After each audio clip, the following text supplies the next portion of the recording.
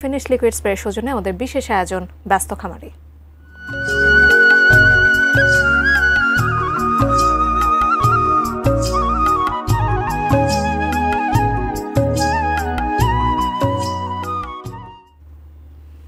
কোরবানির হাটে তোলার জন্য প্রস্তুত বরগুনা জেলার প্রায় ৪৩,০০০ গরু।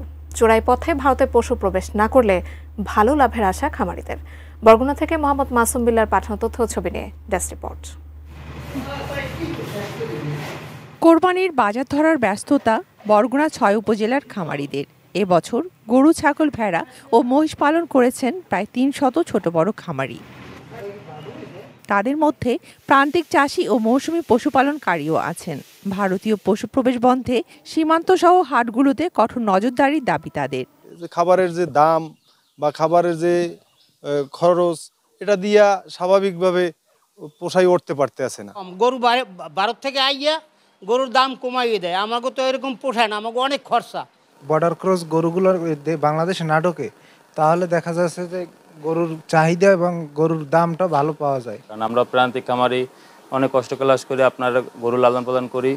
এখন সরকারের কাছে এটি অনুরোধ জানি ইন্ডিয়া দিয়ে কোনো গরু না ঢুকতে পারি। গবাদি পশু মোটা তাজা করতে খামারি যাতে ক্ষতিকর কিছু ব্যবহার না করেন সেজন্য কাজ করছে জেলা প্রাণী সম্পদ দপ্তরের ৬টি তদারকি টিম। প্রতিটি উপজেলা টিম গঠন করা হচ্ছে।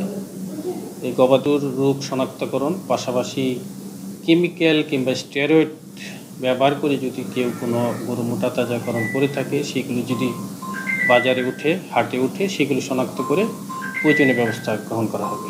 এই জেলার চাহিদা মিটিয়ে আরও ৬,৫০০ পশু সরবরাহ করা যাবে আশপাশের জেলায়। Shakil Aziz, desk report, ATN news.